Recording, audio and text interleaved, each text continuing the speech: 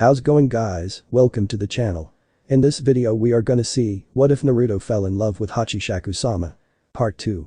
If you wants to see awesome fanfiction like this, don't forget to subscribe. Now let's get into the video.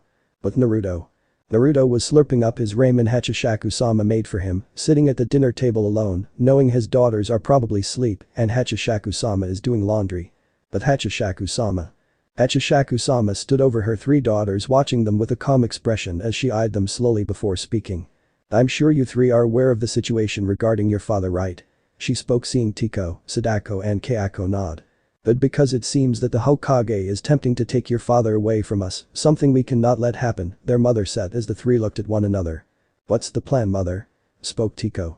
We keep the Akatsuki at bay, but at some point one of you or myself will kill them, Hachishaku-sama replied. What of Konoha? Asked Sadako in her not-so-cheery tone. I do not know what to do with them, yet I hopefully pray that our Yokai generals take good care of that little retrieval team the Hokage sent to bring back your father to that cesspool of a village. Hachishaku-sama spoke with malice. How long do we have to keep father in the dark about this, mother? He doesn't know the things you've done yet, spoke Kayako for the first time in her emotionless voice, seeing her mother wince at this. Her mother sighed. I'm not happy with keeping things from your father, but it must be done. We don't want him to worry about Konoha looking for him and bring him back to a village that hates him, which is why in keeping this from him, on his 16th birthday I had to tell your father his heritage that everyone kept from him, and I could tell on the look on his face, he seemed betrayed and very angry. She said solemnly in truth she didn't like this, but felt it needed to be done for the sake of his life. Please understand why I'm doing this secretly, in the shadows we can't let his supposed godparents, so-called friends, and sensei deny your father any more happiness by letting him stay in a village that hates him, do any of you want that? Hachishaku-sama said looking at all three of her daughters as they looked at one another before turning their attention to their mother. No, they all said in unison. For the sake of your father we must do this for his well-being, I love him too much, and I want to protect him from those who weren't there for him in his life growing up. She spoke softly. Mother is right, sisters, we have to do this for father. It has to be done, said Tiko, since she was the older sister and more like second in command, while her mother is the real leader. And what if father finds out about this plot, said Sadako looking up at her mother then to her sisters. Hopefully we'll cross that bridge to explain why this had to be done. I just hope your father will come to understand why I'm doing this. I'm doing this because I love him and would do anything to protect him, something Konoha failed to do. Said Hachishaku-sama with a grim look, looking sadly. 3 hours later in the afternoon. Naruto sat in his and Hachishaku-sama's bedroom as the 16-year-old blonde turned around, seeing his pregnant wife come in the room looking at him with her hands on her swollen 7-month pregnant belly. Oh hey Hachi-chan, he said seeing her smiling at him as she approached to her lover, patting his head with her big hand. Hi, Naru-kun. She spoke seeing him smile. What's the matter? He asked. Nothing, just came to check on you, she replied back looking at him. So how's Yuki and Aoi? Naruto asked staring at her pregnant belly, knowing his twin daughters are inside her. They're both fine, 2 more months, and they will be born, Hachishaku-sama said patting her belly softly seeing Naruto smile. Well, that's good to hear, he said in a happy tone, looking forward to see his twins born on the same day in 2 months. But Jiraiya and company. Jiraiya, the Jonins, Iruka, Anko and the rookies all were sitting in a circle around the fire as they were now eating breakfast. Jiraiya-san, could you tell us about this Hachishaku-sama? What is she like? We never heard of her in the Konoha history books or lessons, said Shino, who looked a little interested, as did Shikamaru and the others, as everyone had their attention on the Toad Sage, who sighed seeing he was supposed to fill them in about who and what they were dealing with. There's a reason why she was never mentioned in the Konoha history or the lessons, but nonetheless I will tell all of you about Hachishaku-sama, since I happened to look up research about her, the Toad Sage spoke, gaining everyone's attention and listening to his tale about her. But Jiraiya and company. In the campsite everyone was sitting in a circle around the fire while eating their breakfast, watching Jiraiya, waiting for him to tell the tale of Hachishaku-sama. Listen and pay attention, since all of you don't know about Hachishaku-sama, I'm going to tell you all about her, Jiraiya spoke. Many years ago in the Sage of the Six Paths lived a urban legend named Hachishaku-sama. Hachishaku-sama was not a person, she was some sort of monster, well, a yokai. At some point she was a human. Explained Jiraiya seeing everyone still looking at him, listening, waiting for him to go on with the story. Human? She was human. Said Tenten. She was human years ago in the Sixth Path era. She was known to live in a sacred village and teach young boys on how to be men. Some time ago she was forgotten, and since the village no longer worshipped her she disappeared and was never seen again. Her death was unknown. No one never heard or seen her again, Jiraiya continued. So is this Hachishaku-sama scary? asked Choji, who was eating his chips listening to the interesting story. She's scary, alright, much scarier than the nine-tailed beasts combined. Even the Shodai and Uchiha Madara fear her, spoke Jiraiya, with everyone gasping at this. She's really a monster, spoke Ino, who was shivering as everyone else sweated at the thought of facing her. Hachishaku-sama changes her appearance of that of a beautiful young woman, or sometimes old, but she would always be abnormally tall, and would always have a creepy chant. It goes po po po po po po. Once Hachishaku-sama took an interest in a person, they were hunted to death in just a few days, and the last known victim of Hachishaku-sama had been 15 years previous. Jiraiya said, with everyone paying attention at what he was saying. Shikamaru thought. Something on your mind, Shikamaru? Spoke Jiraiya, noticing the Nara air, thinking. Well, this is sort of troublesome, but here's something I want to know. If she has such an interest in Naruto, does that mean she wants to kill him? He pondered, with everyone tensing at that. No, I don't think she wants to kill him, she has him hidden. Somewhere, and she's doing a good job at hiding him and cleaning up her tracks, so we couldn't find her or him, answered Jiraiya with a sigh. Not even his spy network could detect her. How do we kill this Hachishaku-sama? Said Kiba, with everyone wanting to know how to necessarily kill the urban legend. She can be killed, replied Jiraiya, with everyone widening their eyes in shock, as if Jiraiya grew a second head at what he said. She can't be killed. Then how do we defeat her? Said Iruka, who was worried. Hachishaku-sama is eternal. From what the toads told me, is that Hachishaku-sama is immortal. The only way to defeat her is to seal her away inside a Jizo seal, explained Jiraiya, with everyone now nodding and understanding. So listen up, all we need to do is find Naruto and get him away from Hachishaku-sama as quickly as we can before she gets to attacking us all. Once we have Naruto, we head back to Konoha, hide him and alter his memories of Hachishaku-sama, but we must keep him hidden until I seal away Hachishaku-sama, said Jiraiya, putting out his plan as everyone listened, hoping this plan works. Was Hachishaku-sama sealed away before? Asked Sakura. Hachishaku-sama was supposed to be trapped in a shrine near a sacred village, having been sealed in by 4 statues of Jizo, a protective deity of children, each placed to the north, south, east, and west of the structure. The village had some sort of agreement with its neighboring villages, wherein they were given some advantages to make up for the fact they had to watch over the monster. However, 4 great monks had tried to seal away Hachishaku-sama, but their fates were unfortunate. Hachishaku-sama challenged all 4 of those monks. The first monk she encountered was the West monk, then second she encountered the North monk. Those 2 weren't so lucky, she killed both of them. The South monk almost stood a chance, but his luck ran out. Said Jiraiya, with everyone looking in awe at the tale he was telling. What happened to the East monk? Asked Niji, wondering if the Eastern monk was fated to be killed at Hachishaku-sama's hands.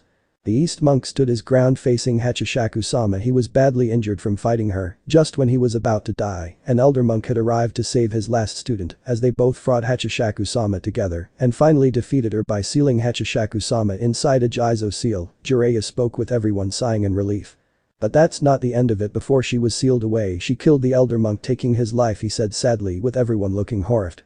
After she was sealed away, the Eastern monk didn't know what to do with her while she was contained in the Jizo statue, so with little courage, he went to a shrine temple in Fire Country, entrusting higher experienced monks and priests to look after it. After he did that, he vanished and was never seen again, spoke Jiraiya, finishing the tale. Creepy. I'm a little nervous to meet Hachishaku-sama, spoke Ino, with Tenten and Sakura agreeing while Hinata stayed quiet. Hinata had been quiet the whole mission. She was greatly worried about Naruto, and hoping this Hachishaku-sama hadn't done anything to him, she prayed that she would safely return him to Konoha. Why is it so cold around here? Spoke Choji, who was shivering when he noticed a few snowflakes start falling. This made everyone confused. How was it snowing? Before anyone could ask, they heard a whistling sound of a projectile coming towards them. Hit the deck! Yelled Jiraiya, with everyone obeying the command as the projectile hit a tree, cutting it in half as it retracted back like a boomerang. The projectile in question. It was a giant sword, a familiar sword. Kakashi could only look in shock. He recognized that sword as a chill went down his spine, hearing a all too familiar voice. Well, not bad. I was hoping I would claim you leaf shinobi's lives. How's it hanging, Kakashi? We have a score to settle, stated a gruff voice as Sakura and Kakashi paled as they remembered whose voice this was. No. It can't be. He should be dead. Thought Kakashi, with Sakura thinking the same thing. Jumping out the bushes revealed Zabuza Momochi, shocking everyone as they stared at his appearance. Zabuza no longer looked human, he looked like a red oni demon with sharp black horns. Behind him came 2 other figures. Aku, wearing her new Kiri mask, her skin was pale white as snow. She was wearing a white yukata with snowflakes on it, her hair grew longer and it was colored white behind her mask, her eyes were yellow. Kimimaro Kagaya had a more skeletal appearance. The left half of his face showed his skull, and his right hand and arm had a more skeletal appearance. Lee looked shocked from seeing Kimimaro again. Kakashi and Sakura looked even more shocked at seeing Haku alive as well. "What's the matter, Kakashi? You look like you've seen a ghost," smirked Zabuza, hefting up his sword. How are you two alive?" yelled Sakura, who looked in disbelief. "You can thank our mistress, Hachishaku-sama, for that. She has revived us to be her yokai general," said Kamimuro in a bone-chilling voice. "Damn it. She used the forbidden scroll and learned the reanimation jutsu," thought Kakashi, horrified at this information. "Let's get this show on the road, shall we? Kakashi is mine. Along with the Toad Sage Haku, the other Jonins are yours. Kagaya Kid, those brats all yours. Let's give them hell and show them why we serve Hachishaku-sama now," commanded Zabuza, with his comrades smirking and nodding. "Damn it all. She must have somehow knew. But how? I'm not sure. What can we do?" thought Jiraiya. "We have to try and fight them," said Asuma, with the other Jonins agreeing. "Yes. So we can get Naruto-kun from that unyouthful spirit," said Lee, with Zabuza chuckling. "That chance of that happening, kid, we can't let you pass. Our orders from Hachishaku-sama are absolute. Now do us a favor and die," exclaimed Zabuza, who made a few hand signs preforming the hidden mist jutsu with Haku, making a snow blizzard around everyone as Kamimuro stood there drawing out his bone blade. With Naruto and Hachishaku. Lemon happened. Outside of their bedroom, Sadako was standing at her mother and father's door going to knock, but froze hearing what they were doing in there as her face, though you couldn't see it because of her long hair, was lit up like a Christmas tree, blushing up a storm as she began to faint. Kayako walked past, picking up her twin sister. "We shouldn't disturb mother and father's session," Kayako spoke with a semi-blush, looking away, still carrying her passed-out twin. 5 minutes later. "I love you, Hachi-hime," said Naruto, still up against her tall body. "I love you too, Naru-kun," she spoke in gentleness like a mother looking at her lover. "It feels good to know that I can trust you and our 3 lovely daughters," he said, missing her wince. "Naru-kun, be honest, if I were keeping something from you, how would you feel?" she asked, seeing him frown, raising an eyebrow. "Well, I honestly don't know how. I could never be angry at you or hate you in any way. Why? Is there something you need to tell me?" he asked in concern, making eye contact with her. She looked away but looked back at him. "Naru-kun, it's about Konoha," she said, making him look confused. "What about Konoha?" he said, waiting on her to finish. "They want you back. They want to take you away from me," she said, seeing his shocked expression as she began explaining some things she's done behind his back. After hearing everything she said, Naruto looked shocked, unable to believe what he heard from Hachishaku-sama. Not only she was involved, but his daughter Tiko as well. "Naru-kun," she said softly, fearing what was about to happen. On his reaction, he looked up at her. "Please understand why I did this. Why I kept it from you," she said, with tears coming from the corners of her eyes. "I did it to protect you. I just wanted to keep you happy and didn't want them to take away your happiness," she said, looking away with more tears coming out. Naruto stood there listening. He wasn't angry, though he was silent, with his expression shadowed. "I understand if you're angry at me, but don't take it out on Tiko. I brought her into this," she pleaded. "Hachi, I'm not angry at you and never will be. I understood your reasoning," he spoke, seeing her eyes widened in disbelief. She expected him to be very angry. "You mean it?" she said, seeing him nod. "All this time you've been trying to protect me, and I feel grateful for that, though I don't approve of you killing off children, but after hearing your reasoning I think it should be my turn to protect you and our children. I won't let them seal you away, and I won't go back to Konoha. My desire is to stay with you and our loving family forever." He said, seeing her smile as she pulled him into a big hug. "I promise nothing will never break us apart," he said, hugging her back. "It's my turn now to protect you. I won't let them lay a finger on you or our daughters," he said in conviction. He swore he would do anything to protect his family. He wasn't going to let Konoha strip away the one happiness he has now when they treated him like scum. Hachishaku-sama never felt any more happier. He was willing to protect her this time and their daughters, and for once she was going to let him do it. Because this was his family and he wasn't going to let Konoha stop him from having the one thing he always wanted. Love and acceptance. It's bad enough Jiraiya, Tsunade, Kakashi and Hiruzen lied to him, kept him in the dark about his real family, and were never there for him when he needed them. Since his friends are dragged into this, Naruto had mixed feelings about having to fight them. He hoped to convince them to turn away and leave him alone. He didn't want to have to kill or beat them with an inch of their life. He wasn't going to treat Shikamaru, Choji and Hinata that way, but the others he would have to. Why couldn't they understand how happy he is? Now they want to seal away his wife and could possibly seal away his daughters or capture them for breeding. No. Naruto wasn't going to let that happen, and consequences be damned. "Aim. So Kakuzu and Haiden are both dead?" asked Sasori in a grunt. He and Deidara returned from Suna just when they were about to capture the Ichibi Jinchuriki. "Yes. It seemed that both of them fell at this Hachishaku-sama's hands," said Pain in an emotionless tone, with everyone except Konan and Zetsu looking shocked at this. "She killed them? How? Weren't they immortal, asked Adara, who looked completely shocked by this information. Itachi however stayed silent, but he couldn't help but shiver and sweat if he encountered Hachishaku-sama not wanting to challenge the urban legend. Hisam looked speechless, staring at Pain and Konan. Not only did she kill them, but she also took the Nibi Jinchuriki and vanished away, spoke White Zetsu, finishing for Pain. What are we to do now with the loss of both Kakuzu and Haiden? Spoke Itachi in his monotone. I am not sure, but this Hachishaku-sama must be stopped. She is a threat to our plans. I have a hunch that she also has the Gobi Jinchuriki and Kyubi Jinchuriki. We must get them back, Pain said, shocking everyone around him. Pain-sama, are you sure that's a good idea? How can we stop Hachishaku-sama? It's suicidal for us all to go to wherever she is and take them from her. Said Itachi, not really wanting to go up against Hachishaku-sama. We all will go together and retrieve the 3 Jinchuriki she has protected, said Pain, turning towards Zetsu. Zetsu, find her location and come back to report us, he commanded, with Zetsu looking fearful and sweated at this command as he mentally prayed he would return safely in one piece. We will defeat this Hachishaku-sama and retrieve 3 of the Jinchuriki for peace and justice. I suggest everyone gets ready, said Pain, walking away, leaving the stunned group who all had fearful expressions on their faces. Mainly Konan and Itachi were truly afraid and didn't want to fight Hachishaku-sama. Right now would be a good time to leave the Akatsuki. But Konan wanted to at least talk Nagato out of this suicide mission he's leading them into. If she couldn't get through to him, then she would have no choice but to abandon the Akatsuki and him. Itachi knew it was foolish to challenge a urban legend. He knew the moment he and his fellow Akatsuki members reached to wherever location Hachishaku-sama was, there was no coming back alive. He wasn't stupid, and there was no way in hell he was going to risk his life just to capture a Jinchuriki. Right now his ties with the Akatsuki are over. But the retrieval squad. Retrieval squad were struggling, and they were trying their best to not get killed. Right now Zabuza had Jiraiya and Kakashi trapped in his hidden mist jutsu as the 2 veteran Konoha shinobi were back to back looking around in the mist on the lookout for Zabuza. Kakashi, can you see him? Asked Jiraiya, who was looking both ways. No. My Sharingan won't be able to track him in this mist, we just have to rely on our senses, spoke Kakashi in truth as he listened and waited for Zabuza to strike. Damn it.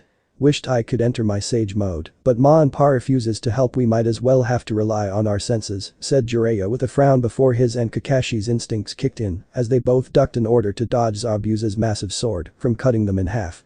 What's the matter, Kakashi and Jiraiya of the Sannin? Scared to die so soon? Taunted Zabuza in the mist. We're not dying anytime soon until we retrieve Naruto. Jiraiya shot back, hearing Zabuza chuckle echo through the mist. Really? That's laughable, and just what makes you two think you're getting him back from Hachishaku-sama? I know the brat no longer wants nothing to do with you two. In fact, he wants nothing to do with Konoha. Stated Zabuza through the mist, making both Jiraiya and Kakashi glare. That's not true. Konoha is his home. Shouted Kakashi, holding his kunai. And Daniel, the boy is very happy with Hachishaku-sama from what I learned, said Zabuza, who appeared aside Jiraiya and Kakashi, getting ready to swing his sword, with Kakashi countering with an upward thrust with his kunai as their weapons clashed, causing sparks to fly. Not too far from them, Haku held all of the Jonin senseis including Anko and Iruka, trapping them in her ice dome full of ice mirrors. Inside the ice dome. Damn it. She's freezing us to death.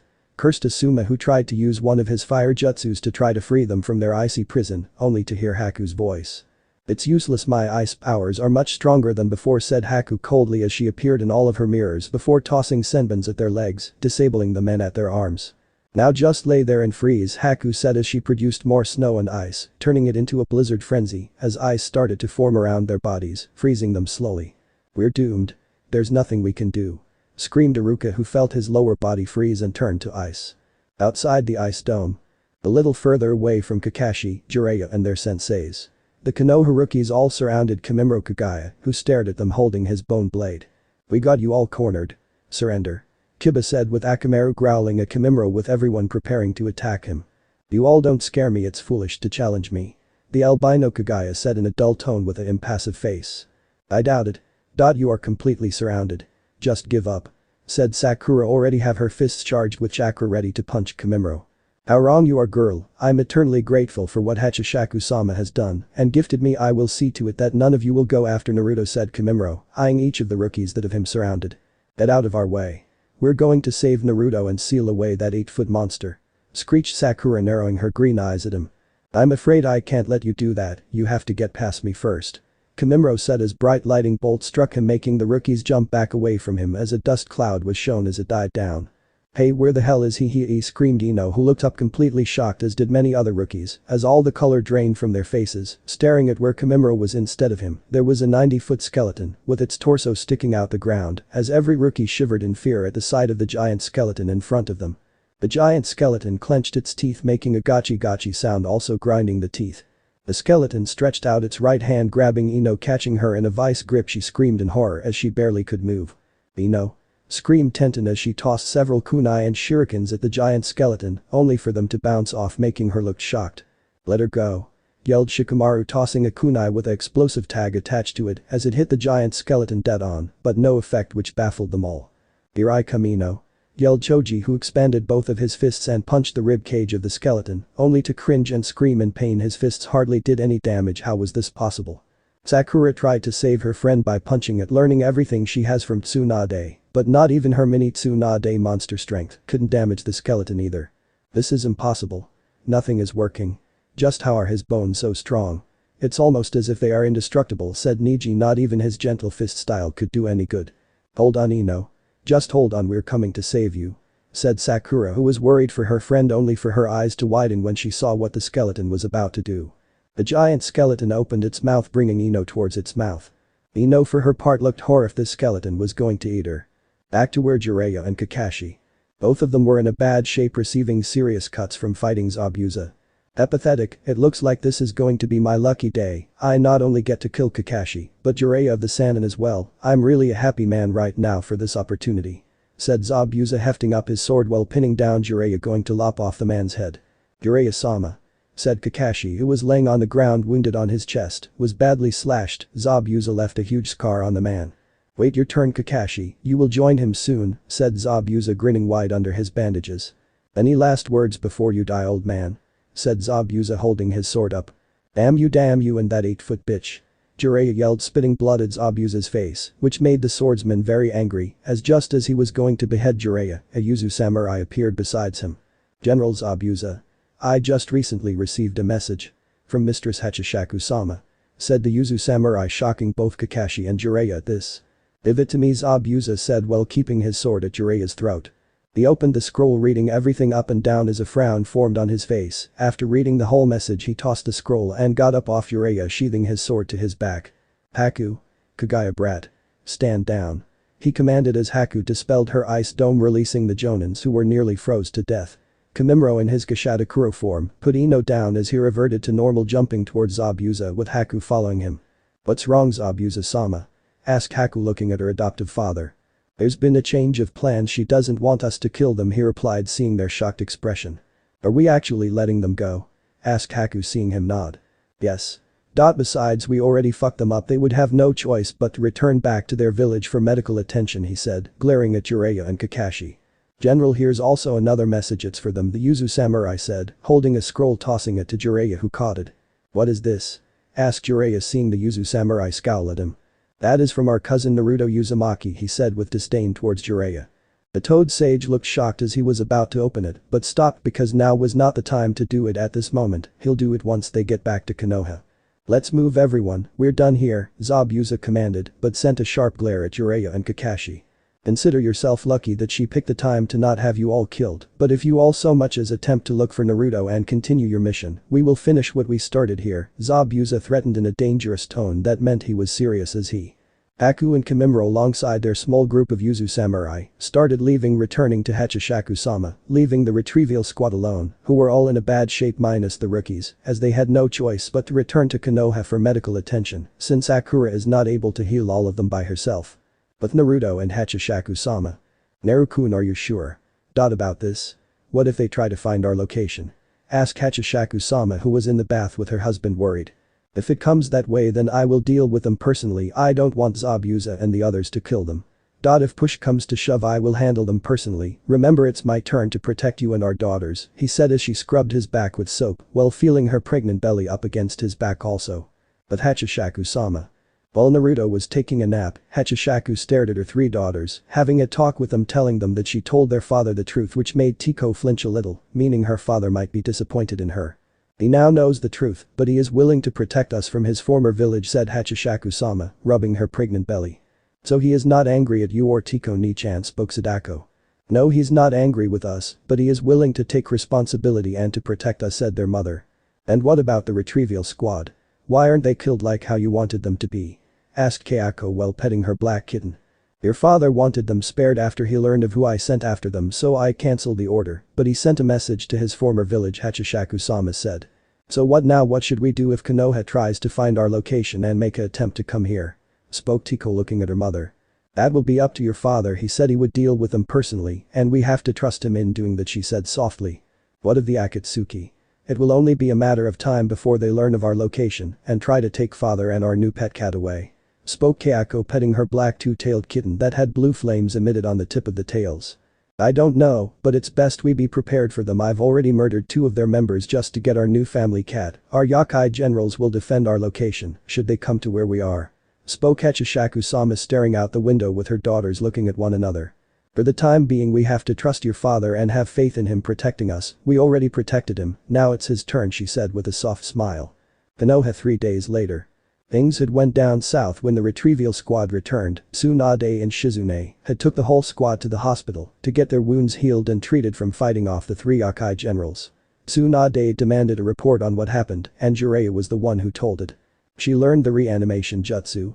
Ito-tensei, spoke Tsunade, who looked very surprised. Yes, and in a way she perfected it somehow. She revived Mamachi's Abusa, Mamachi Haku, and Kagaya Kimimaro with a handful of Yuzu samurais. Jiraiya spoke with Shizune and Tsunade, looking quite shocked. How did she know you guys were coming for Naruto? Asked Tsunade, looking at her former teammate with disbelief. I don't know how she knew. I asked myself the same thing. She really doesn't want us looking for Naruto, damn it. Said Jiraiya sitting in his hospital bed. Great. Just great. It can't just get any worse, can it? First a Fire Lord daimyo was assassinated and a whole academy of monks and priestesses were massacred on the same day of his death. Tsunade yelled, which earned a shocked look from Jiraiya. The daimyo was killed. By who? Yelled Jiraiya. No one knows, they are still investigating the case and assassination. His family are already in mourning, while placing his brother as the new daimyo, said Tsunade with a sigh. The massacre of the monks and priestesses. Anyone found out who is the murderer? Asked Jiraiya, who just couldn't believe how things had fallen. Well, one priestess was a sole survivor of the massacre. Her mouth was slit ear to ear. I couldn't even heal her mouth, but she told us a description of who the murderer was. The murderer was a woman with black long hair, emotionless blue eyes. She wore a beige trench coat and surgical procedure mask, armed with scissors and a sickle scythe. Explained Tsunade, with Jiraiya even looking more horrified at the information. Don't tell me this woman is Kuchisakana. Another urban legend. Hachishaku-sama was bad enough, but Kuchisakana, exclaimed Jiraiya. We don't know if it's Kuchisakana for sure, and there's a possibility she could be linked to the assassination of the daimyo, said Tsunade with a shiver. So now that we failed the mission, what are we going to do now? Said Sakura, who came in after listening to the conversation. I don't know, I'm afraid you all are not ready for the time being, you all will have to train. Next month we will try the mission again, spoke Tsunade sadly, with Shizune, Jiraiya and Sakura looking down. I have a message from those Yuzu samurais, and it's from Naruto, said Jiraiya, seeing the shocked looks on Shizune, Tsunade and Sakura's faces. We should read it and see what it says. Said Sakura, but Tsunade shook her head. No, I'll read it to all of you. Tomura was Tsunade's words as she turned towards the hospital window staring at the horizon. But Zetsu, the plant-like member of the Akatsuki, was tracking Hachishaku-sama's location, and he felt like backing out knowing this was suicidal, and he had every right to be afraid. He just hoped he could make it out of here in one piece. Wait, is this where she is? White, Zetsu said, widening his eye. There's no mistaking it, so this is where she has hidden the Kyuubi Jinchuriki. I can detect his chakra from here. Hard to believe that Hachishaku-sama was living here in Yuzushiogakure. Said Black Zetsu. Think we should go now? Before she notices we're here? Said White Zetsu, who was worried.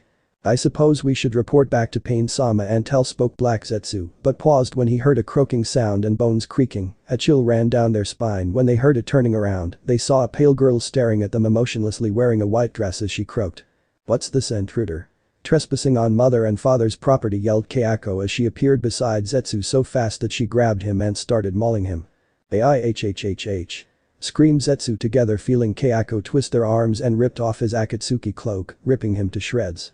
Zetsu tried to crawl away or go intangible, but he could not when Kayako grabbed him by his legs with her hair. "You're not going anywhere. I believe my older sister would like to meet you and torture you for information," said Kayako as she crept in the shadows, using her hair to drag Zetsu in the abyss of darkness as he screamed with his fingers gripping to the ground, but his fingernails scratched up the ground as Kayako's hair dragged him harder into the darkness as he was never seen. "But Zetsu. Choke him harder, Kayako, tighten your hair around his neck," spoke the cold voice of Tiko Uzumaki, glaring at the near-death, beaten Zetsu as Kayako's hair tightened around his neck, harder, strangling him as if he was caught in a hangman's noose. Sadako was in the background watching her two sisters torture Zetsu. Tiko held up her scissors as the blades were coated in corrosive yokai chakra. Zetsu was gagging and gagging hard due to him being strangled by hair. "We will talk, Akatsuki," she said, raising her hand in a gesture to tell Kayako to hold him as Tiko stepped forward and jabbed her scissors in Zetsu's chest, making both halves scream as the corrosive yokai chakra fried their nervous system and was burning them in the inside as she amplified more yokai chakra into his body, burning him up in the insides, making him both scream in absolute agony. "We will never talk. You won't get anything from us," exclaimed Black Zetsu in pain. "Never. We will not speak a word," said White Zetsu defiantly at Tiko, who narrowed her eyes. "Then I'll just have to make you talk," she said coldly while pulling out two butcher knives and started gutting Zetsu like a fish as both halves screamed. "Kayako, summon your cat to roast him alive," Tiko said, moving away as the black two-tailed cat appeared as it hissed at Zetsu, opening its mouth, breathing a blue wave of fire on the plant man, burning him to embers. "Ai ai," screamed both Zetsu, screaming in pain, being burned alive as Tiko did a hand gesture telling the cat to back off. "It hurts. It hurts like hell. What is this? The Nibi's fire," screamed White Zetsu. "Are you ready to talk now?" asked Tiko with an ice voice, staring her emotionless eyes at him. "You do your worst, bitch. We're not scared of you," exclaimed Black Zetsu, trying to ease the pain, but the fire was so great that it was actually hurting him. "Oh, you will be," Tiko said, pulling out her sickle ready to chop him. Slash.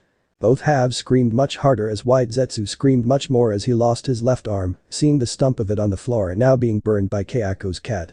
Okay. Please stop. No more. I'll talk," pleaded White Zetsu, who couldn't take it anymore. He couldn't stand the pain. "Then speak. Or else," Tiko demanded, pointing her sickle at his neck. "Why have you come to our location? Tell us now," she commanded, amplified her sickle with yokai chakra. "Please, no more pain. We were just following orders.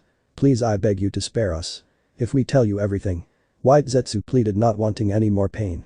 Kayako narrowed her eyes as her hair tightened on his neck. "We shall see about that. You are a prisoner now and I'm the one interrogating you until mother gets here. Leave anything out and I will increase the pain," she said, watching him with a cautious stare. "Don't you dare tell her a soul," yelled Black Zetsu as he screamed, feeling a butcher knife run right through him. "Silence," she yelled at Black Zetsu while keeping her attention on White Zetsu. "Our leader sent us to look for the QB Jinchuriki, the Gobi and Nibi. Seeing how Hachishaku-sama has them here. Please, we were just following orders.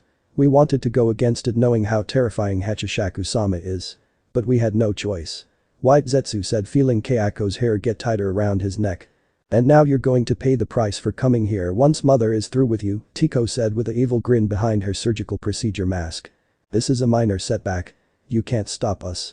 Not until we completed our mission for our mother," said Black Zetsu defiantly while Tiko shot him a quick glance. "Who?" asked Tiko with both halves of Zetsu grinning evilly. "The Gaia, mother to the sage of six paths, she is the moon goddess and mother of chakra itself. Our purpose was to carry out her will. Once the infinite Tsukiyomi has been projected, she will return. Which is why we of the Akatsuki are dead set on capturing the Jinchuriki and remove their tailed beasts. To revive the 10 tails," said Black Zetsu with Tiko having a blank stare. "We told you enough. Now just kill us and be done with it," said White Zetsu. Po po po po po po po po po po po. Zetsu felt their blood freeze when they heard this chant as they beat their glance in the dark shadows, seeing Hachishaku-sama walking out of it in a scary way, and she was smiling evilly like a devil, which would have made Zetsu piss himself. "Step aside, girls," Hachishaku-sama said as all three of her daughters obeyed as Zetsu fell flat on the ground looking up at Hachishaku-sama, in fear seeing her tower of them. "Well, wait. Please.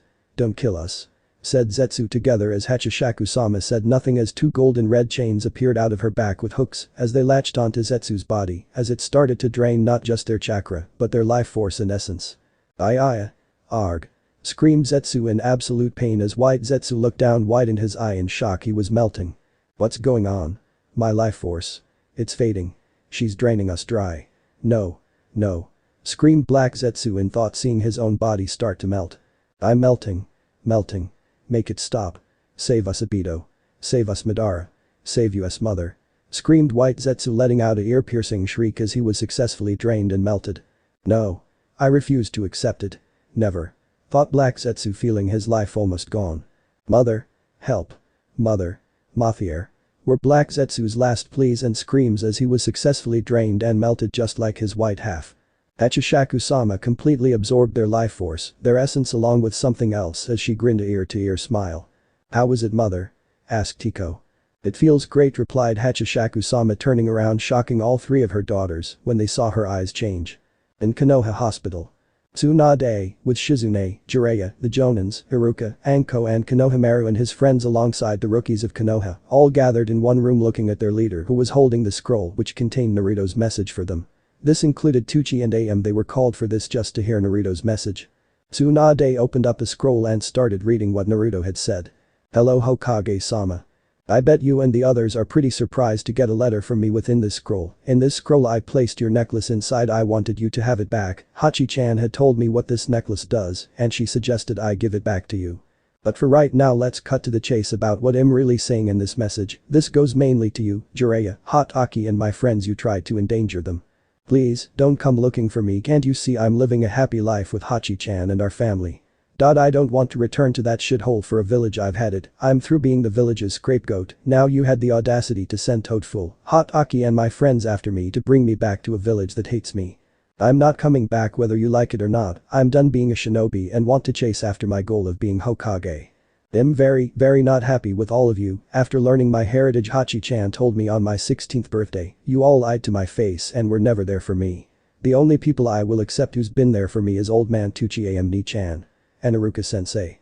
This also includes my 3 true friends who accepted me and never shunned me. And I'm referring to Shikamaru, Choji and Hinata-chan. As for Konohamaru, buddy, I think you will do great as Hokage. Do me a favor and train hard enough to be the greatest Hokage ever. Live in my current dream for me, pal. The old man Tucci and Amni-chan. I'm doing great, don't worry. Hachi-chan has me well fed with ramen that tastes as good as yours. I want to thank you too for being there for me. Haruka-sensei, thank you being the only academy teacher that never shunned me or saw me as a monster. I hope someday I see you. Please don't worry about me or come for me. Tsunade Senju. Please don't send any more shinobi after me or attempt to seal away Hachi-chan. Because if you do, I won't be merciful when I fight them. The Hataki and Jiraiya. From what Hachi-chan told me, the both of you knew my father. She's told me the truth about everything. You, Kakashi, Hiruzen and Tsunade, lied to me and kept me in the dark about my heritage and rightful knowledge of my real family. Hataki, I no longer acknowledge you as my sensei and have lost respect for you. You knew my father and could have trained me. You barely trained me during our Genin exam and on our mission to Wave. Don't think I know about your little private lessons to teach Sasuke everything you knew. You even humiliated me and berated my skillset for the upcoming Chunin exams finals. You brushed me off to Abisu, who doesn't even like me, casting me aside so you can train Sasuke. Well, I'm through being your student and tell Sakura that she can go fetch Sasuke herself because I'm not doing it. And to my so-called godfather, where the hell have you been for the past 13 years of my life? Huh? Oh, no need to tell me knowing exactly where you've been. You were peeping in bathhouses and writing porn while I lived a horrible life in the village. You've forsaken me just to peep, write porn and chase after Orochimaru.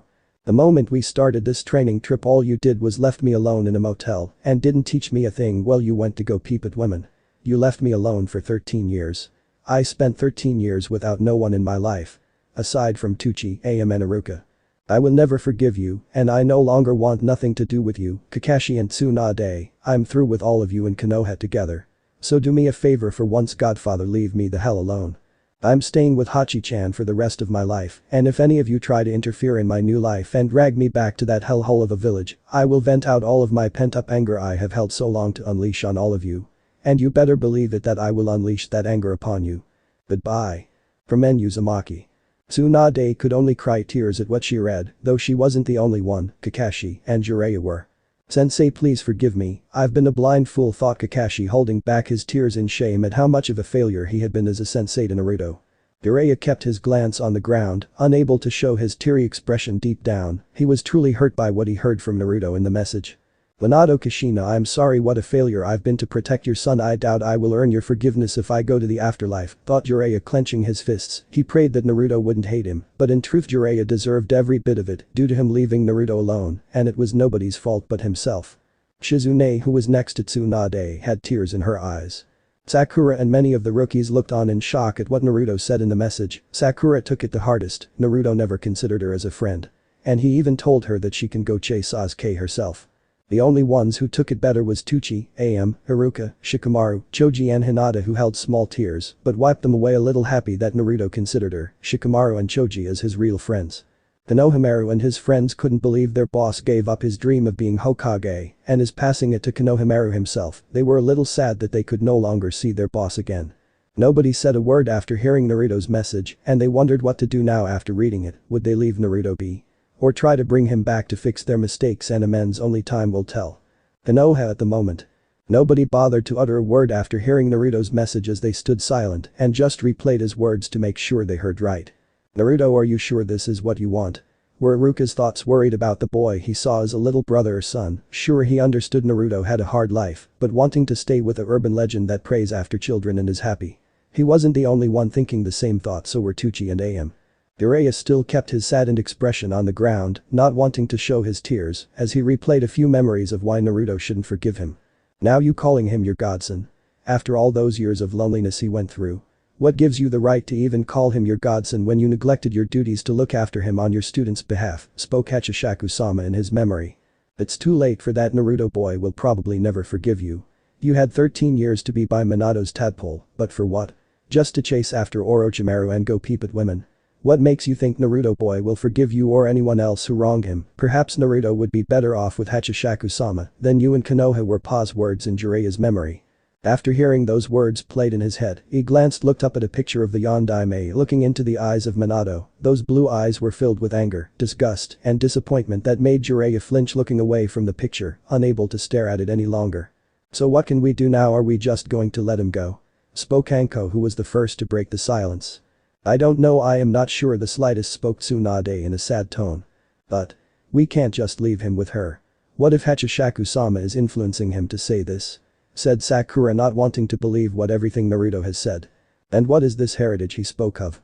Asked Shikamaru, staring at Tsunade while many of the jonin stared at him.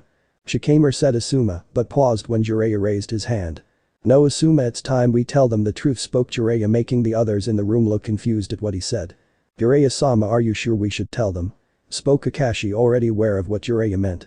It's time they knew, the Toad Sage replied, giving Tsunade a knowing look as she sighed, putting the message down and stared at everyone in the room who was looking at her. Know what truth about Naruto-kun? Said Hinata, wanting to know exactly what truth there was about her crush. Seeing that Tsunade had no choice but to reveal the secret as she began telling everyone in the room the truth. 15 minutes later. Everybody had wide eyes and were silent, staring at Tsunade, Kakashi and Jiraiya. Well, this is even troublesome. I had a feeling that Naruto could be related to Yondaime-sama. After staring back and forth at the picture of Yondaime-sama and Naruto, sighed Shikamaru. So Naruto-san isn't just a Jinchuriki. But also the Yondaime's heir. And why doesn't the village know about this? Spoke Shino. Sarutobi-sensei felt like it was best to hide Naruto's heritage until he was old enough and strong enough, or at the very least a chunin. You see, if word got out that Naruto was Minato's son, then all of Minato's enemies outside the village will come for him and kill him out of spite and revenge. Minato made a lot of enemies during the Third Shinobi War, explained Jiraiya. Please understand why this had to be kept a secret, spoke Jiraiya. Oh, we understand perfectly, Jiraiya-san, spoke Hinata in a brand new cold voice, causing him to flinch, with Kurenai looking at her student in shock.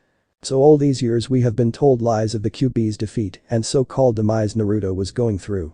Being a scapegoat for the villagers to mistreat. Even restaurants shun him out so they wouldn't serve him food. Spoke Joji in disgust. Joji, take it easy. You have to understand.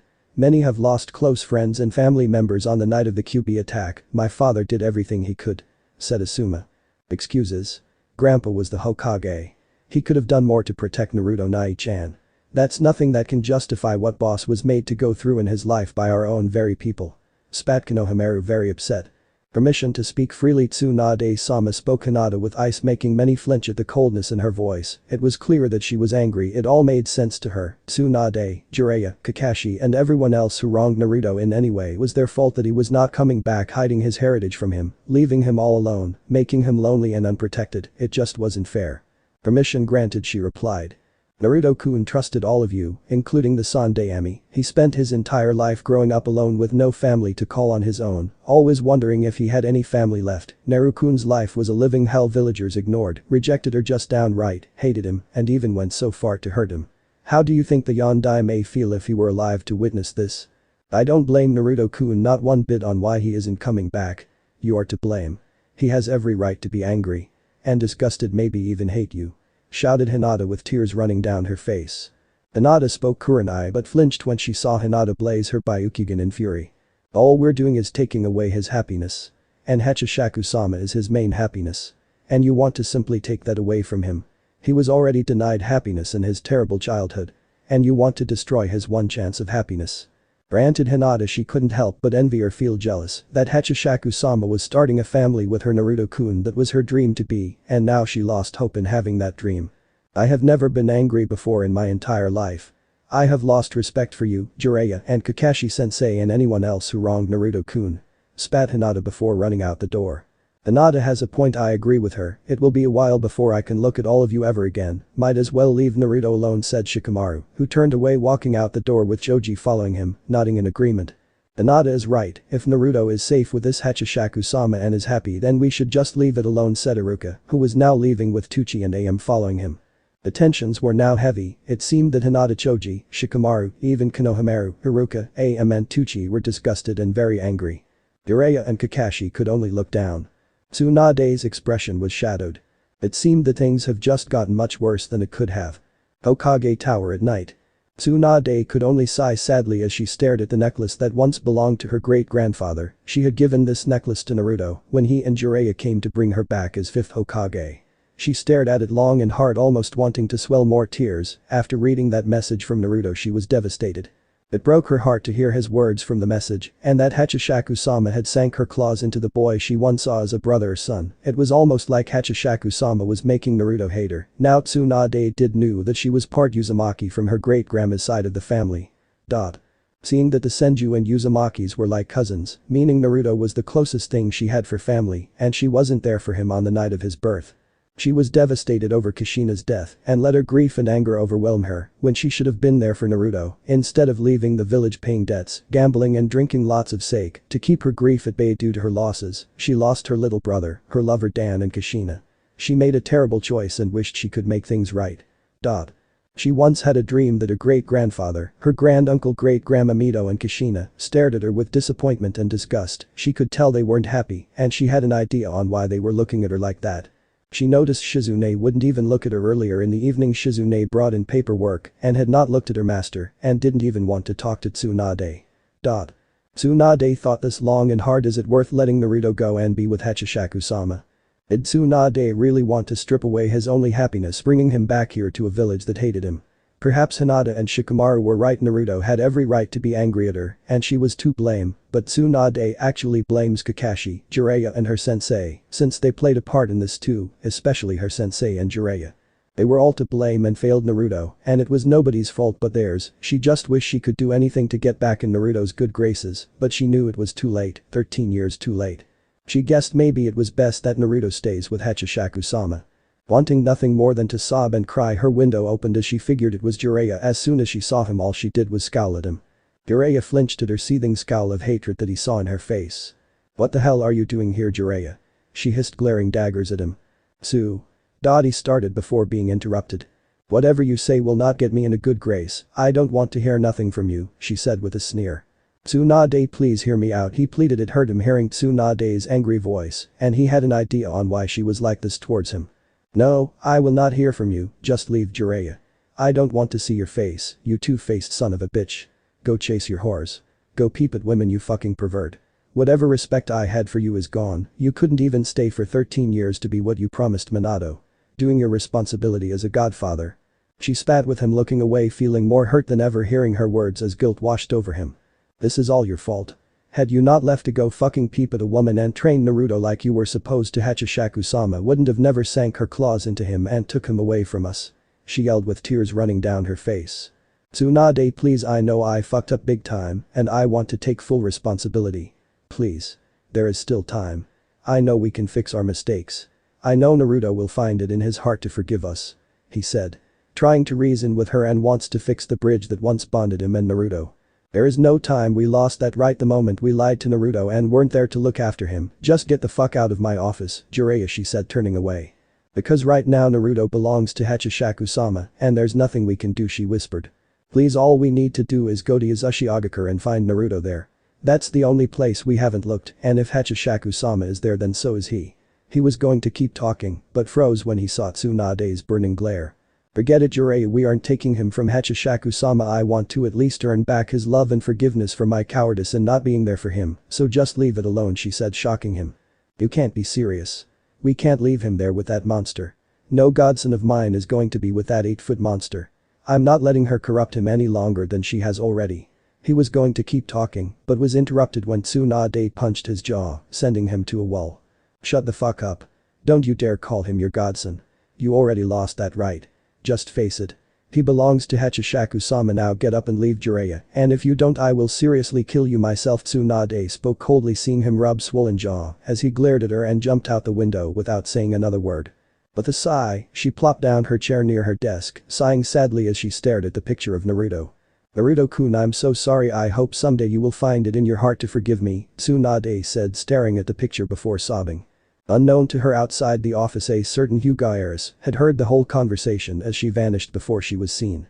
Hyuga compound. Hinata was packing her things, getting ready to leave, sealing all of her stuff into a scroll, also taking her cinnamon rolls with her. Now where was the Hyuga heiress going to, and why is she packing up her belongings and clothes? After hearing Tsunade's and Jiraiya's argument and the location of where her crush was, Hinata decided she leaves Konoha. She couldn't live without Naruto or accept the fact that he was forever gone and within Hachishaku-sama's grasp. She felt like the world was ending when she heard his message that he was starting a family and was staying with Hachishaku-sama forever. No, all her life she dreamed of one day telling Naruto how she feels about him and dreamed of marrying him and starting a family with him, but now that dream was crushed when Hachishaku-sama came into the picture, but felt like it wasn't too late since she now learned his heritage. He was the last Uzumaki and Namikaze. Meaning he could start the Kra. There was slight hope that she could still be with him, that is if Hachishaku-sama was willing to share him with her. There was no turning back. She may never see her father, her clan, her sister, her cousin and team ever again. She didn't care, she wanted to be with Naruto, and she was going to get what she wanted. Besides, her father or clan wouldn't miss her due to them favoring her little sister more, since she had more potential in being a better heiress than she was. Opening her window, getting out before leaving her Konoha headband and a letter behind on her bed. She dashed off, vanishing without a trace. She was going to Uzumaki to meet Naruto. In Hachishaku-sama. Elsewhere in a forest in the west of Iowa, in an isolated location in the mountains of a small shrine and home that were housed by a young priestess, Itako, middle-aged black short-haired woman wearing a traditional priestess robe, as she was carrying tea to her grandpa, who was meditating in his private shrine. Grandpa? Itako asked, seeing her grandpa open his eyes softly, turning to her with a weary gaze. I've brought your tea, is something wrong? She asked, staring at the elder man who was standing up grabbing his cane. It's a disaster, he breathed out. What are you saying, Grandpa? She asked, confused. Those foolish monks in Fire Country, I prayed that she would not return and be free, but I guess my prayer failed, he said, grabbing his cup, filling it with his green tea. Who are you referring to? She asked, really wanting to know who was her grandpa talking about. Hachishaku-sama is free, and I doubt I would have the power to seal her away again, he said, with his granddaughter froze in shock. She remembered her grandpa telling stories about Hachishaku-sama and that he was the one who sealed her away with the help of his master. Where are we going, Grandpa? She asked, seeing him get up, walking with his cane. I'm going to the basement, I have something there should Hachishaku-sama return, he said as he kept walking with his granddaughter following. Konoha. A day later. Hinata abandoned Konoha, asked Kurenai in shock, looking at Tsunade in shock with the rookies. Yes. Niji found her letter and shinobi headband laying on her bed, said Tsunade, with Kurenai looking horrified as her team Shino and Kiba looked more shocked. We have to stop her. There's no telling what Hachishaku-sama will do to her, said Kiba, with Akamaru nodding in agreement. So it seems she couldn't take it. Or even accept the fact Naruto is within Hachishaku-sama's arms and decided to go rogue in an attempt to be with him and her, spoke Shikamaru with a sigh. Where do you think Hinata will go to if she's looking for Naruto? Asked Shino with Tsunade sighing. She's going to Uzumaki, the land of whirlpools. An isolated island and former home of the Uzumaki clan, spoke Tsunade. We have to retrieve her. There's no telling what Hachishaku-sama will do to her. Said Kurenai, worried for her student. The Ashi came in the office, shocking many. He had a scowl formed on his face. So what's this about my daughter abandoning her clan and village just to chase after the Kyuubi Jinchuriki? The Hyuga clan head said with coldness, upset that his own daughter would do something so foolish. The Ashi-sama, spoke Niji. The Ashi, we are going to try to bring your daughter back, okay, spoke Tsunade, giving the man a stern glare. Don't try, just do, Hokage-sama. It seems I will make Hanabi the next Hyuga heiress, with Hinata gaining punishment for her abandonment. She will be given the cage bird seal. And moved to the branch family. He spoke with many, giving him looks of shock and disgust. Wait a minute, Ashi. Don't you think you're punishing Hinata a little too far? Protested Kurenai, scowling at the Hyuga clan head. I don't care, I've had it. She threw away her clan, her team and this village, just to be with that boy. I might as well disown her, said Hiashi, while he looked directly towards the Hokage, who was narrowing her eyes at the man. We will bring your daughter back if that is possible, said Tsunade, daring Hiashi to badmouth Naruto. Very well, I hope you do return her. He said, turning away, and left the office. When can we go now? Asked Kurenai. I'll lead them to Uzumaki, spoke Jiraiya, who appeared. Denied, Jiraiya, you are not going. Said Tsunade. She was not about to have Jiraiya go and get Naruto back. I'm leading them. If Hinata is going to Uzumaki, nobody knows that place better than me. He replied with Tsunade sighing, seeing he had a point there. Alright, I'll let you go, but only manage to get Hinata before she reaches Naruto and Hachishaku-sama. If you are too late, then Hachishaku-sama might kill Hinata, or spoke Tsunade, who didn't want to finish the sentence. Take Asuma, Kurenai and the rookies to Uzumaki. Bring Hinata safely, spoke Tsunade, seeing him, and the others nodded as they left her office. A week later. Hinata was on a boat, going to the land of Whirlpool. She recently borrowed a boat from Wave County and was going to see if she could reach Naruto. Once she made it to the sandy beaches of Uzumaki, she looked both ways and activating her Byakugan, walking forward heading into the forest, but stopped when she saw a chakra signature with Yakai chakra. Frowning a little, she noticed the trees and ground was turning into ice and it started snowing a little. A snow entity appeared in a white kimono with blue snowflakes on it as her yellow eyes brightened. It was Haku. Who is now the spirit of Yukiana. It's you're the Hyuga girl from the retrieval mission. What are you doing here? Asked Haku, pulling out her eye senbons. I have not come to fight you, I've come to see Naruto-kun and Hachishaku-sama. I'm unarmed and no longer wear the Konoha shinobi headband no more. Please take me to Naruto-kun and Hachishaku-sama, Hinata said, hoping the snow woman would take her as Haku frowned.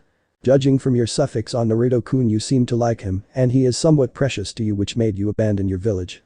I will take you to Naruto-kun and Hachishaku-sama, spoke Haku, motioning the Hyuga girl to follow her. But Naruto. Hiko was in her room, sharpening her scissors, her sickle, her butcher knives, and was creating something. Sadako and Kayako were playing together as their pet black cat with two tails and unusual eyes were watching them play. Hachishaku-sama was in kitchen cooking dinner, wearing her apron and white dress with Naruto in the kitchen, with her watching his said wife. As he walked up to her and leaned up against her, she purred a little, feeling him behind her as she giggled. What you cooking, Hachi-hime? He asked, putting his arms around her hips. Making chicken ramen, rice balls and dango. She said, smiling, stirring up her ramen in the bowl she was cooking for the family. Rubbing her pregnant belly, he said. Just one more month and our new babies will be born. He said, with her nodding and smiling, patting her stomach also. She couldn't wait to give birth to her two new daughters. She remembered when she first gave birth to Tiko Uzumaki, her firstborn and daughter. Also, she was the spirit of Kuchisakana, the slit-mouth woman. And after Tiko was born, loved and cared for by both Naruto and Hachishaku-sama. By the time Tiko was growing up, Hachishaku-sama wanted more children. She wanted to give Naruto as many as he wanted, besides he was the only Uzumaki. And Namikaze, reviving both clans with just her alone. 2 years after Tiko grew up, Hachishaku-sama was pregnant again and gave birth to Sadako Uzumaki and Kayako Uzumaki.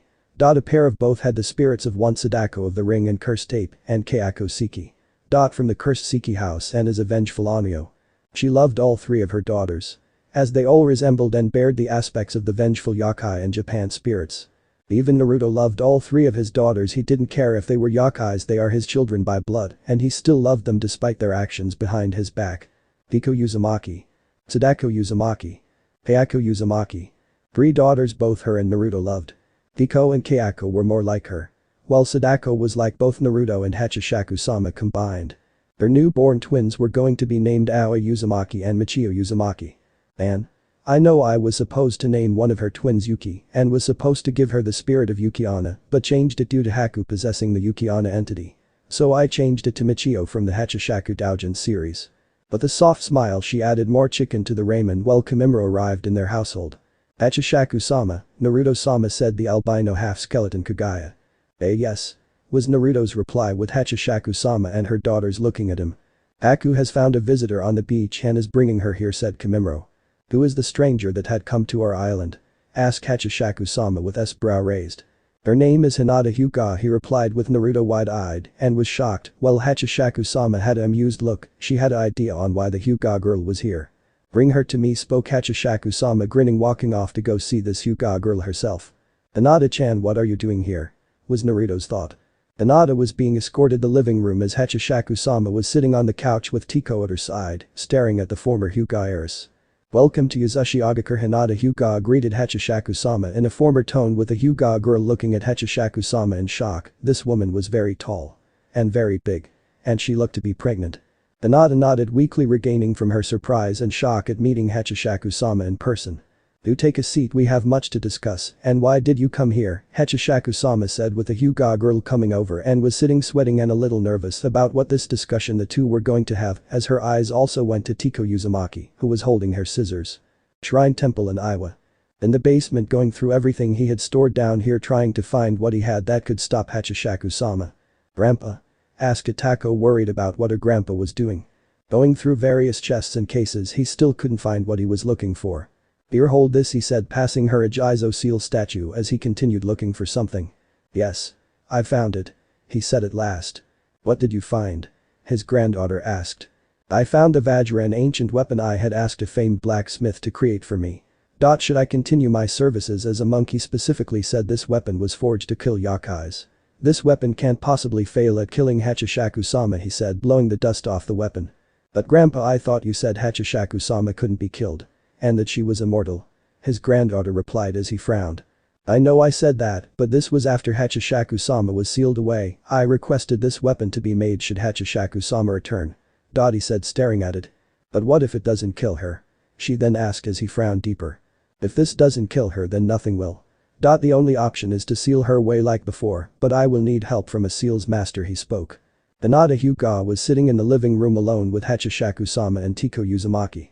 The two stared at one another in silence as Hinata looked into Hachishaku-sama's dark blue eyes, then looked to her larger than usual pregnant stomach that was round and huge. Hachishaku-sama stared into Hinata's lavender eyes as the 8-foot-tall woman have her hands together looking at Hinata. Tiko Uzumaki was staring at Hinata with a neutral stare, watching the Hyuga girl carefully. So Hinata, care to explain why have you come here? Hachishaku-sama asked, already knowing the exact answer. I've came to be with you and Naruto-kun, she said, seeing the 8-foot woman raise a brow at her. So you came all this way just to be with my Naruto-kun? Hachishaku-sama spoke. Hinata wanted to glare at how Hachishaku-sama said her Naruto-kun, but held it back. Yes, Hinata answered with a nod. And what makes you think I should trust you? How do I know that you're not planning to take him from me and my daughters, said Hachishaku-sama, wanting to know exactly what were Hinata's intentions of coming here. She had a hunch that she knew, but wanted to hear it from the girl herself. I've not come to take him back to Konoha, his happiness is more important, I can't take him away from you. She said with Tiko widening her eyes as Hachishaku-sama had an amused smile. Is that so? You do realize now that you can never go back, but I have a feeling I should send you back to where you came from, spoke Hachishaku-sama, seeing Hinata flinch at that as the girl looked up with pleading eyes. Please. Let me stay with you and Naruto-kun. I can't live without him. I threw away everything just to come here. I threw away my family. My team. And village just to be with Naruto. I want to be with Naruto-kun, not the village. Please. I'll do everything you ask. I'll do anything. Said Hinata with tears running down her face as Hachishaku-sama stared at the girl. The 8-foot woman was considering this. She raised a brow. We would do anything you ask. Hachishaku-sama replied just to make sure she heard right as the Hyuga girl nodded. Was Hachishaku-sama's thought, rubbing her chin, and thought she wanted to test this. So you would do anything? For us? Even fighting your former teammates and the village who wants Naruto-kun back? Hachishaku-sama spoke as the Hyuga nodded. I'll do anything to keep Naruto-kun happy. I want to be a part of your family. I want to be his wife. As soon as Hinata said that, she was met by scissors that was near her throat. "You can't be father's wife. He has mother. We don't need a stepmother," Tiko said, clipping her scissors. Tiko said Hachishaku-sama as her daughter turned and looked at her mother's stern stare. "Back away," Hachishaku-sama said as her daughter moved away, putting away her scissors. "Forgive my daughter," she said, seeing Hinata nod. "I might just let you stay here, Hinata, but there's a price for staying with me," and Naruto-kun, the older woman, said as Hinata looked up. "And what's that?" the former Hyuga heiress asked. "Since you want to be in me and Naruto-kun's relationship, I will give you this one offer. I know you love him and deserve a right to be with him. He is after all a Namikaze and Uzumaki. We're already a clan now with me and my 3 daughters. It won't hurt having you in our Yakai family," Hachishaku-sama said. "What's this offer you're giving me?" Hinata asked, wanting to know what was this. Hachishaku-sama pulled out a scroll and opened it, revealing a contract. "You will have to be a Yakai for the rest of your life. All you need to do is sign your name on this contract, and once it's done I will keep your soul in the process, meaning your life belongs to me," Hachishaku-sama said, shocking Hinata. "Once you become a Yakai, you can never go back to being human, understand?" Hachishaku-sama said, putting the contract and pen on the table as Hinata nodded slowly. "I will give you a half hour to think of your decision. Once the contract is signed I will enact a Yakai ritual upon you," Hachishaku-sama said, getting up from her chair with Tiko following her. "Oh, and one more thing," Hinata Hachishaku-sama said as she stopped at the door, giving the Hyuga girl one last glance. "Yes?" the Hyuga girl asked, holding the pen, looking at the contract. "Sign the contract with your blood," Hachishaku-sama said, leaving the Hyuga girl alone with Tiko following. "Mother, are you sure she's going to sign the contract? What if she backs out and doesn't want to be a Yakai?" asked Tiko. "Oh, I'm sure because I know Hinata will do it. After all, she loves your father. Let's just see if she passes the test," said Hachishaku-sama. Hinata was just sitting there looking from the contract, rethinking of her decision of being a Yakai in order to be in Naruto's life and mate with him. She noticed how sharp the pen was as she stabbed her finger with it, as drops of blood was seen as she started writing her name. She made her mind up. "The name? You don't think it's possible that Zetsu has been captured, has he?" spoke Pain as he looked at Konan, then at Madara Uchiha, who was in the shadows. The Uchiha scowled behind his orange mask. He has heard of this urban legend named Hachishaku-sama, stole not only the Gobi Jinchuriki and the Nibi Jinchuriki, but also the QB too, and is hiding them from his sights. "It can't be possible for Zetsu to be captured. After all, you did send him where to find that accursed urban legend and where she hid the Biju," spoke Madara. "Yes, I believe the only place we haven't looked so far was the land of Yuzu Whirlpool country," said Pain, looking at Madara. "Go there, retrieve the QB, Gobi and Nibi, I want them all back," commanded Madara, with Pain nodding as Konan started sweating, feeling a chill run down her spine. "And Hachishaku-sama?" Pain asked again. "Till her was all," Madara said as he crept in the shadows. "Rally the others, tell them we moved to Yuzu," Pain said to Konan as his 6 paths appeared besides him, walking away. Konan just stood there. She knew that was no way to have Pain reconsider this suicide mission. It frightened her to deal with Hachishaku-sama. She was scared and did not want to die. "Kumo." The Raikage has been sitting at his desk looking at Dari, his top jonin, with a gruff expression. "These all I could gain, Raikage-sama. It appears Hachishaku-sama has been busy. She went all over the elemental nations to snatch away children," he said while his leader looked him. "So it's true, the urban legend has returned," he said with a sigh. "What should we do, Raikage-sama?" asked Dari, who saw his leader having a thoughtful look, rubbing his forehead temple. "Is there anything else?" A asked once again. "I've heard Konoha lost their QB Jinchuriki to Hachishaku-sama and is sending a retrieval team to find him and bring him back," the jonin spoke. "I see, so they are not the only ones who lost their Jinchuriki to the urban legend," he said, seeing him nod as he heard how the Gobi Jinchuriki Hanyu and Iwa was taken. "Good work, Dari, you are free to leave," he said as his jonin bowed and left, leaving the bulky Kage to think. Had Hachishaku-sama stolen Yujido? If she took Konoha's Jinchuriki and Iwa's Jinchuriki, with a scowl on his face, he dared to not think Hachishaku-sama did such a thing. Not only she killed children here in Kumo and Lightning Country, but also took Yujido. He pressed his intercom. "Mabui," he said. "Yes, Raikage-sama," spoke his assistant. "Send B and his team here to my office. I have an assignment for them," A spoke as she replied, "Yes, Raikage-sama." He wanted to see if B and his team could go and find Yujido. From Hachishaku-sama. He didn't want to risk B going there, since the Akatsuki could try to take him, but he knew his brother was strong enough to handle 1 Akatsuki member, but 2. He wasn't sure, he just hoped he would return in one piece. With Yujido. And should they fail, it seemed that the Raikage would have to commit a Kage summit regarding Hachishaku-sama. Back on Yuzu. Naruto had a lot of questions going on in his mind. He couldn't believe Hinata had came here. What the hell was she doing here? Yes, he was surprised to see her come here willingly and just to see him, as Hachishaku-sama said. As he stared at the living room door that was sealed closed with Hachishaku-sama and Hinata in there alone. Living room. Hachishaku-sama smiled, staring at the contract Hinata had signed as she looked up at the girl. The deed is done, your soul belongs to me, she said, seeing Hinata nod. And now you will become a yakai, you lose your humanity, she said, walking towards the Hyuga girl who held a brave face. When will the ritual start? Hinata asked, staring at Hachishaku-sama. The ritual will begin soon. Before that could happen, I'm willing to let Naruto-kun talk to you before you are turned into a yakai, she said, leaving out the living room as Naruto now walked in. Hinata-chan. He said, seeing her turn to him with a blush. Naruto-kun. Is that you? She said, blushing. She couldn't believe how handsome he was. He couldn't help but like her appearance too. Yes, it's me in the flesh, Hinata-chan, you look beautiful, he said, seeing her blush and look away as they both sat on the couch getting ready to talk. But Hachishaku-sama. Going down her basement in her secret lair as Tiko, Kayako and Sadako were with her.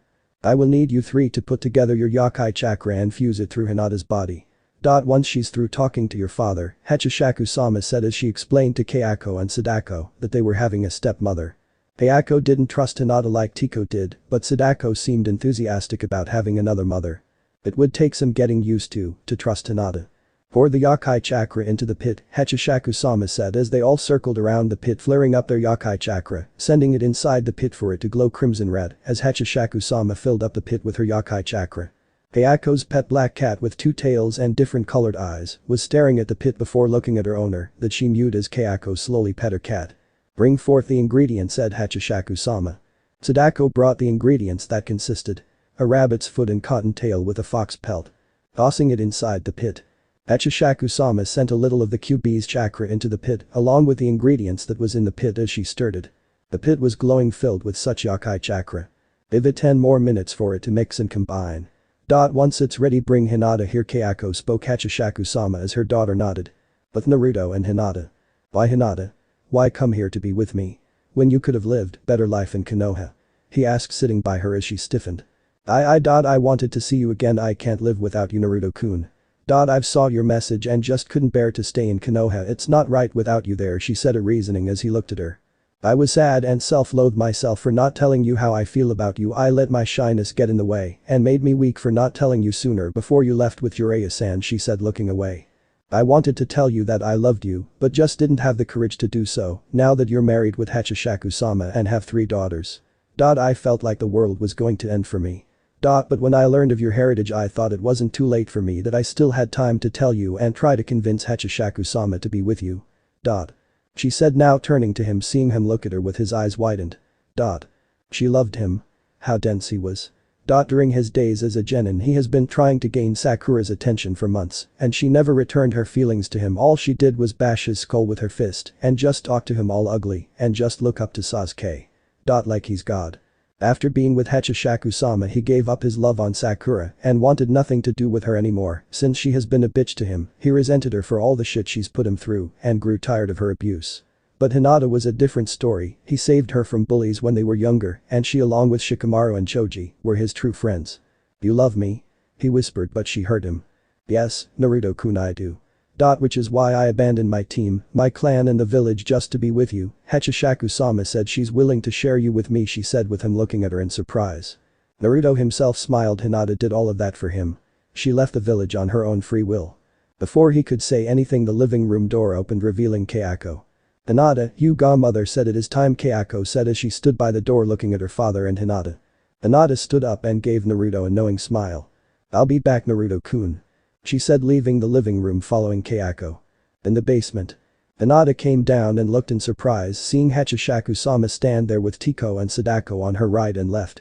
Undress, Hinata, Hachishaku-sama said as the Hyuga girl blushed as she did as told, taking off head coat that revealed her all of her curves that she hid from others. Hachishaku-sama grinned in amusement, seeing Hinata's curvy figure and firm chest that developed. Kayako could only twitch her eyebrows at Hinata's figure, jealous that her sister Tiko hit puberty and she knew her older sister wears a trench coat to hide her curves too. Sadako could only frown. She couldn't wait to get older to have a figure like that. Good, now come here and step inside the pit, Hachishaku-sama instructed as the naked Hinata came towards the pit, looking inside it, seeing it was nothing but a pool of red and orange chakra. Go on, dive inside once you do. You will become a Yakai Hachishaku-sama said folding her arms as Hinata dived down in the pit and fell inside the pool of red and orange chakra. Hinata felt her whole body burn and had a pained expression, everything inside her body was flaring up, the chakra was consuming her. Hachishaku-sama grinned watching this turn of events. Half an hour later. Bring her out the pit, I think she's ready, Hachishaku-sama commanded. Kayako extended her black hair inside the pit and latched onto Hinata, pulling the girl out as Kayako widened her eyes at Hinata's new appearance, as did her other two sisters. Hachishaku-sama smiled looking at the now Yakai turned Hyuga girl. Hinata opened her eyes looking around. So Hinata, tell me how you feel. Hachishaku-sama asked. She said touching the top of her head and widened her eyes feeling a new attachment on top of her head. Hiko held up a mirror and showed Hinata her new appearance. Hinata has rabbit ears on her head standing up wobbly, she noticed her legs felt much stronger and better than before, reaching behind her backside, she noticed she has a fluffy cotton tail. She could feel the blood of a Yakai in her veins, she no longer held the Hyuga blood, her eyes were pale lavender. I feel great, I'm a rabbit. She said, noticing her hands are furry lavender paws with claws and that her breasts had gotten bigger. So this part ends here. I hope you guys enjoyed this video, so quickly like this video for second part of this series. And comment down below your thoughts about this series. And now it's time for me to go, bye.